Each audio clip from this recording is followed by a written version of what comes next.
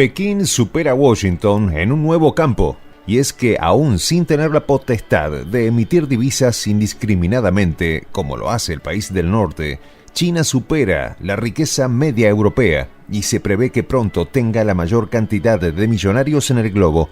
Según datos del banco suizo Credit Suisse, el número de millonarios chinos crecerá en un 97% para el 2026, frente a un 13% de los angloamericanos. Refiere este informe que el índice de riqueza media en China fue más alto que el de Europa. Sus datos reflejan que en 2021 el patrimonio medio de China fue de $26.752 por adulto, mientras que en Europa se situó en $26.690. Los detalles a continuación. China profundiza su ventaja sobre Washington, y es que el valor de los índices de riqueza actuales de China aumentó en 8,5 veces respecto al año 2000, mientras que en Europa se multiplicó por 3,6 veces. El informe de Credit Suisse pronostica que la riqueza de los hogares en China seguirá alcanzando a la del país de las barras y las estrellas, y que en 2021 y 2026 China avanzará el equivalente a 14 años de aquel país. Según el Credit Suisse, hasta 2026, el aumento de millonarios chinos será 7 veces superior al de los angloamericanos. Este número crecerá en China un 97%, mientras que en el país del norteamericano se incrementará en un 13%. Si es que Washington mantiene su poder económico, cosa que parece improbable vistos los eventos mundiales de las últimas décadas. Subraya el informe que la riqueza global aumentó en un 9,8% respecto al año 2020, alcanzando los $463,6 billones y que todas las regiones contribuyeron al crecimiento del patrimonio global, pero América del Norte y China dominaron. Desde julio de 1944, con la firma de los acuerdos de Bretton Woods, el país del norte se ha enriquecido con los bienes ajenos al hacer las reglas para las relaciones económicas globales, haciendo valer su posición de poder para imponer sus políticas a un mundo en ruinas. Estos acuerdos posicionaron al naciente imperio angloamericano en una situación privilegiada que le permitió ejercer el control del Banco Mundial y el Fondo Monetario Internacional, creados con el marco de los convenios para regular los intercambios comerciales y financieros. Washington puso en marcha el nuevo orden con un sistema monetario atado a un tipo de cambio basado en el dominio del dólar y el llamado patrón oro, aceptando mantener el precio del metal en $35 por onza, quedando facultado para cambiar dólares por oro en ese precio. También estableció el Plan Marshall para la reconstrucción de Europa, asegurándose el suministro estable de materias primas baratas, un mercado natural para su producción industrial y el dominio de la región. Estas acciones facilitaron a Washington controlar el flujo de capitales en el planeta. En esos tiempos, China era un país muy atrasado, en medio de una confrontación civil que terminaría en 1949 con la fundación de la República Popular China. Los angloamericanos perfeccionarían su control en 1973 con la creación del sistema SWIFT para transacciones interbancarias.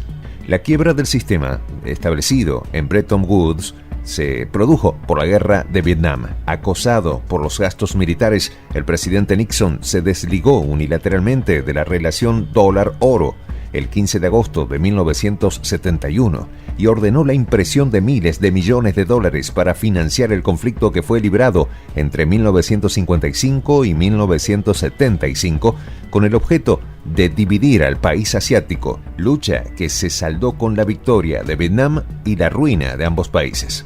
Los países europeos comenzaron entonces a cambiar los dólares sobrevalorados por marcos alemanes y por oro. Franceses y británicos exigieron a los angloamericanos la conversión de sus excedentes de dólares en oro. Por ello, las escasas reservas de oro del país del norte, depositada en la base militar de Fort Knox, comenzaron a agotarse. Al no poder responder a las exigencias de los tenedores de billetes verdes, Nixon propició un shock económico al impedir la conversión del dólar al oro, devaluándolo para aliviar su déficit comercial. Fue entonces cuando el mismísimo Milton Friedman, padre del sistema establecido en Bretton Woods, vertió la frase siguiente: «El mundo debe saber que $1 vale $1». El abuso continuó en 1975, cuando Nixon cerró su cerco de dominio, forzando a los países de la OPEP a vender su petróleo solo a cambio de dólares americanos, obligando así a los demás países a utilizar el billete verde. Nixon contaba con la OPEP, con aliados claves como Shah Mohammad Reza Pahlavi en Irán. Ese mismo año es victimado el rey Faisal en Arabia Saudita. Como vemos, el país del norte ha sido un estado forajido que, valiéndose de su hegemonía militar y su poder económico, sanciona al resto de la humanidad, incluso a aquellos países que en un momento dado fueron dóciles a sus designios y llegaron a contarse como sus aliados. Pero en un mundo multipolar ya no podrá contar con esas ventajas. China nunca contó con tales privilegios y ha venido superando al país del norte con trabajo duro, inteligencia, investigación y desarrollo en todos los ámbitos del conocimiento, relaciones internacionales justas, lo que ha elevado su producción industrial cualitativa y cuantitativamente hasta posesionarse como la primera potencia comercial y económica del planeta. Washington sigue abusando de sus privilegios inmerecidos hasta nuestros días, intoxicándose con el dinero fácil que provee la emisión de torrentes de dinero sin respaldo, destruyendo su sector industrial e induciendo un proceso inflacionario global que ya ocasionó la quiebra de su sistema bancario entre 2006 y 2008 y elevó su deuda a 30 billones de dólares. Sin embargo, la élite gobernante que mueve los hilos de la Casa Blanca, el Capitolio, el sistema de justicia, las Fuerzas Armadas y la Reserva Federal fue incapaz de utilizar parte de los ingentes recursos generados artificialmente para fortalecer a la clase media y aliviar la pobreza de muchos ciudadanos que ya alcanzaron la cifra de 50 millones. La disparidad en las condiciones de vida de los habitantes del país del norte radica en que el 1% de la población tiene el 40% de la riqueza total del país. Los ingresos de este 1% se han triplicado en los últimos 30 años. Mientras tanto, el 80% que se encuentra justo por debajo de esa minoría solo posee un 7% de la riqueza del país. Por otra parte, mientras que el 1% posee la mitad de las acciones, bonos y fondos mutuos del país, el 50% de los angloamericanos de la parte más baja apenas poseen el 0,5% de estos papeles, lo que implica que estas personas no invierten, sino que apenas sobreviven. Los datos son demoledores y muestran una brutal desigualdad en la distribución de la riqueza en este país, algo que era de esperarse, a pesar de lo cual resulta impactante observar que tal diferencia es tan extrema y se sigue ensanchando, lo que ha generado protestas. Es evidente que el sistema económico angloamericano actual solo beneficia a una minoría en detrimento de las grandes mayorías. Sin duda, esto ha llevado al país al borde de una crisis de proporciones impensadas. ¿Podrá el sistema multipolar cambiar este estado de cosas?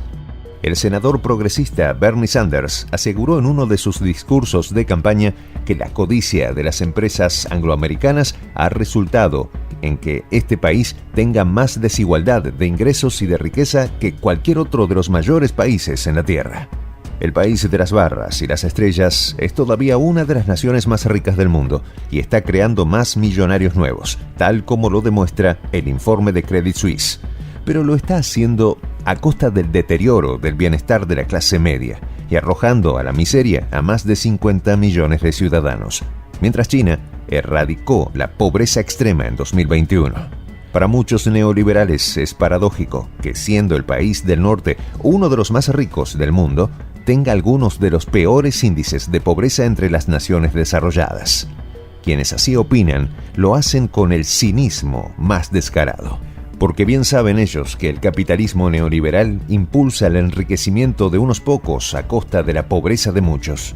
Es por ello que, ni en los tiempos en que los angloamericanos lograron grandes logros tecnológicos y un explosivo crecimiento de la producción de bienes, quisieron erradicar la pobreza, mientras China va ampliamente superándolos en este nuevo ámbito también.